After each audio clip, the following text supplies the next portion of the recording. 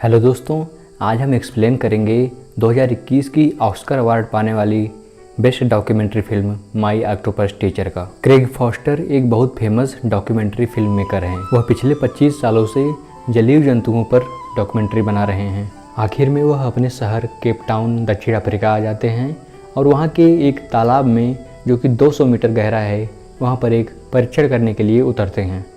Craig बताते हैं कि सालों साल काम करने के बाद भी मुझे आज तक संतुष्टि नहीं मिली। ऐसे ही मैं एक तालाब में अंदर घुसा तो मुझे जलीय जंतुओं के बहुत सारे वैरायटी दिखाई दिए। उसमें कुछ छोटे बड़े ऑक्टोपस भी दिखाई दिए।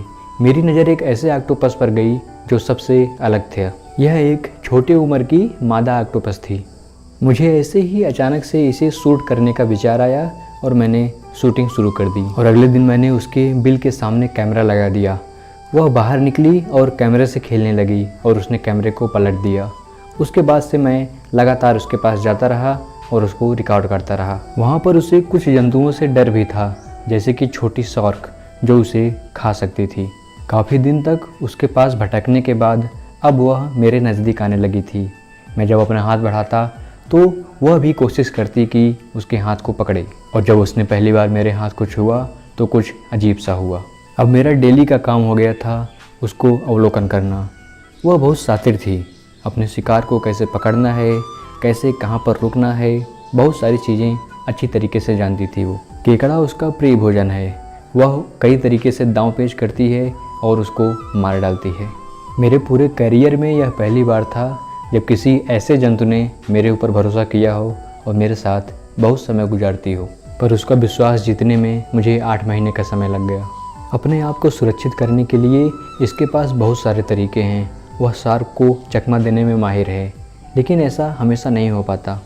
कभी कभी शार्क उसको और उसके परिवार को नुकसान भी पहुंचा देती है। और ऐसे ही एक दिन एक शार्क ने उसका पीछा किया। वह भागती रही और कोने कोने से भागती थी, लेकिन शार्क उसका पीछा करती रह गई। एक बार उसने पत्थरों और सीप से अपने आप को ऐसे ढक लिया जैसे कि वहाँ पे कुछ हो ही ना, वहाँ कुछ दिख ही नहीं रहा था। लेकिन शायद शार्क ज़्यादा चालाक थी। उसने वहाँ पहचान लिया और उसे काफ़ी देर तक पटका। इससे शायद उसको कुछ चोटें आ गई थी, लेकिन तब भी शार्क उसे पकड़ नहीं पाई थी। जब वह आखिरी बार मेरे पास आई थी तो ऐसा लग रहा था कि जैसे अपना दर्द बयां कर रही हो। भगवान का नियम भी बहुत अलग है। आमतौर पर ऑक्टोपस की आयु सिर्फ 1 साल होती है और मुझे भी वहाँ जाते जाते लगभग 10 से 11 महीने हो गए थे। कुछ दिन बाद वह काफ़ी बूढ़ी हो गई थी और चलने फिरने में भी असमर्थ हो गई थी। एक दिन मैंने देखा कि कुछ मछलियाँ उसे तितर बितर कर रही हैं। शायद वह चलने में एकदम से असमर्थ हो गई थी। और तभी थोड़ी देर में एक छोटी शार्क आई और उसने उसको अपने जबड़े में पकड़ा और मेरे सामने ही वह उसे लेकर दूर चली गई। वह मेरे जीवन का सबसे ख़राब दिन था। उस ऑक्टोपस ने मुझे बहुत कुछ सिखा दिया था। फिर मैं अपने बेटे के साथ आने लगा और वहाँ पर संरक्षण का काम करने लगा। हमने सी चेंज प्रोजेक्ट नाम से एक ग्रोइंग कम्युनिटी बनाई है, जिसमें हम लोग मिलकर जलीय जंतुओं की देखभाल और उनकी सुरक्षा करते हैं। इस डॉक्यूमेंट्री को बनाने के लिए क्रेग ने बहुत समय दिया, तकरीबन 1 से 1.5 साल। और साथ में उस ऑक्टोपस के साथ इमोशनल व्यवहार इस डॉक्यूमेंट्री को सबसे अलग बनाता है। और इसीलिए क्रेग की मेहनत को ऑस्कर ने भी सलामी ठोकी और उसे बेस्ट डॉक्यूमेंट्री फिल्म का अवार्ड मिला।